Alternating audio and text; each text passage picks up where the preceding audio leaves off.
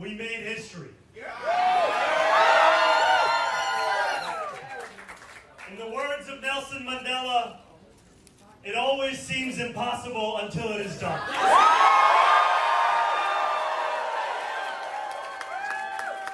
My friends, we have done it. Per New York AP, the stunning success of Zohran Mamdani, a 33-year-old self-described Democratic socialist in the race for New York City mayor, has exposed anew the fiery divisions plaguing the Democratic Party as it struggles to repair its brand nearly half a year into Donald Trump's presidency.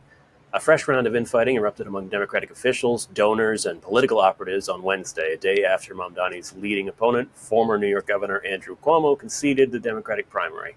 Mamdani appears on a glide path to the nomination. The ranked choice vote counting will determine the final outcome next week.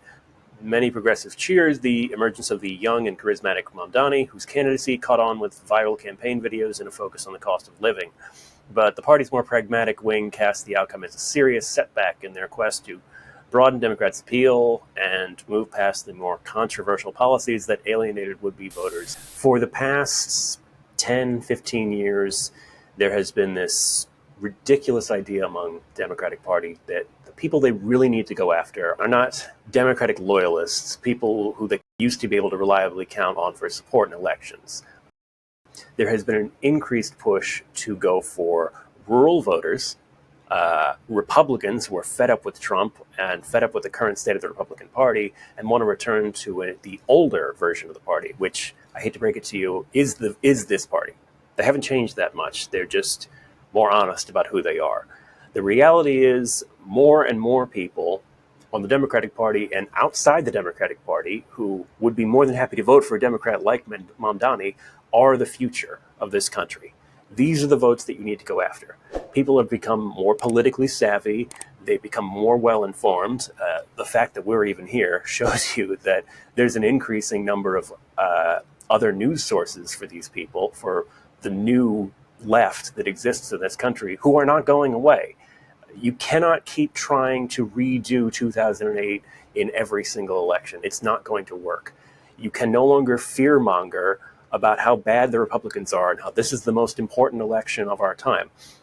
You just lost a race that, by everybody's accounting, was going to go straight to a standard Democratic candidate, to the guy who was offering state-run grocery stores and other policies that seem like, something out of the Soviet Union to some of you people.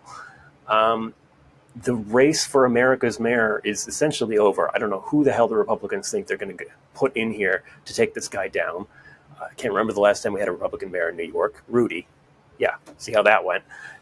I mean, if this is a sign of anything, it's not that you've got a hard road ahead. It's that you have a lot of changes to make. This is the candidate you need to be running in every race. Senate, Congress, eventually for president, because I don't know who the hell you think you're going to put up to beat Donald Trump a second time, because you know he's going to try and run. People are just screwed right now. And they need someone who is willing to offer them something. Not just, I'm not a Republican. Not just, things aren't going to get worse than they already are. Or, they're probably going to get worse, but not nearly as bad as the other guy would make it. If you're not offering people something to help them out, to bring them out of poverty, to make their lives easier, to keep them from ending up on the streets, why should we vote for you? Why should anyone vote for you? If you're not going to listen to your base and the people who will vote for you and probably won't vote for Republicans at all, why should we support you? I can't think of any reason to do it. We've already shown that we're able to survive under a Republican president. In fact, occasionally we're better at organizing under Republicans. So why should we harken back to a time when things weren't even that good for us? All this to say, congratulations, Zohran. I think you got this locked up, and hopefully you deliver on your promises, because if the Democrats have taught us anything not doing that, it's a big problem. In front of Chicago doors, you get free once you still get